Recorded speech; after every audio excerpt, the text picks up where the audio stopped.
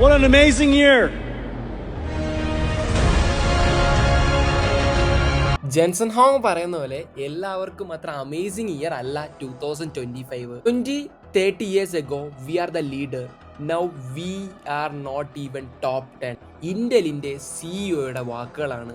അതായത് ലോക ചരിത്രത്തിൽ ടെക്നോളജി ഡെവലപ്മെന്റിൽ വലിയ രീതിയിൽ ഫ്യൂൽ ചെയ്തിട്ടുള്ളതാണ് ചിപ്പ് ഡെവലപ്പിംഗ് കമ്പനികൾ.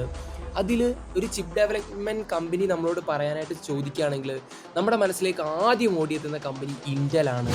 ലോകത്തിലെ ഏറ്റവും അഡ്വാൻസ്ഡ് ആയിട്ടുള്ള ചിപ്പുകൾ ഡെവലപ്പ് ചെയ്തുകൊണ്ടിരുന്ന കമ്പനിയായിരുന്നു ഇൻറ്റൽ എന്ന് പറയുന്ന കമ്പനി. പക്ഷേ ഈ ഇൻറ്റൽ എന്ന് പറയുന്ന കമ്പനി ഇന്ന് AI വാർഫെയറിൽ അല്ലെങ്കിൽ AI വേവിൽ അതിൻ്റെ തൊട്ടടുത്ത് പോലും എത്താനായിട്ട് സാധിക്കാത്ത തരത്തിലേക്ക് എങ്ങനെയാണ് തകർന്നു പോയത്?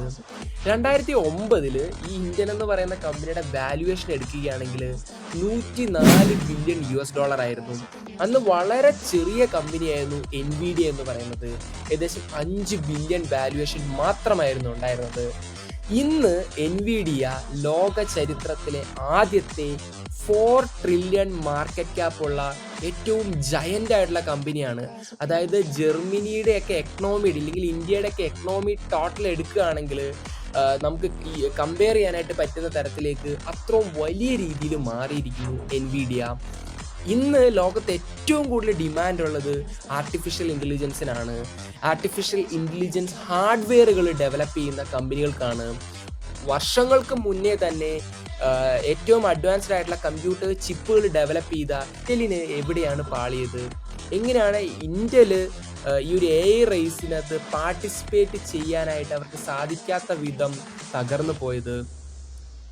അതിനുള്ള കാരണങ്ങൾ നോക്കുകയാണെങ്കിൽ നമുക്ക് വളരെ വ്യക്തമായിട്ട് കാണാനായിട്ട് സാധിക്കും.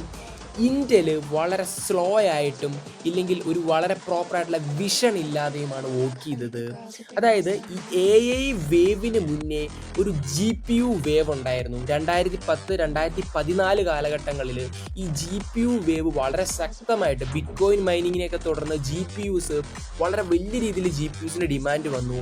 ആ സമയത്ത് ഏറ്റവും ബെറ്റർ ആയിട്ടുള്ള GPUകൾ ലോഞ്ച് ചെയ്യാനായിട്ട് സാധിക്കാതെ വന്നതാണ് ഇൻറ്റലിൻ്റെ ആദ്യത്തെ ഫെയിലിയർ ആയിട്ട് വന്നത്. മാത്രമല്ല സ്ലോ ചിപ്പ് ഇന്നോവേഷൻ, അതായത് വളരെ സ്ലോ ആയിട്ടാണ് ഇൻറ്റൽ എന്ന് പറയുന്ന കമ്പനി ചിപ്പുകളിൽ ഇന്നോവേഷൻ കൊണ്ടുവന്നത്. അതുപോലെ തന്നെ ഏറ്റവും നല്ല ടാലൻറ്റുകളെ പിടിച്ചു നിർത്താനായിട്ടും ഇൻറ്റലിന് സാധിച്ചില്ല. ഒരു കാലത്ത് ഏറ്റവും കൂടുതൽ ക്യാഷ് അവരുടെ കയ്യിലുണ്ടായിരുന്നു, വലിയ രീതിയിൽ റിസർച്ചിന് സ്പെൻഡ് ചെയ്യാമായിരുന്നു.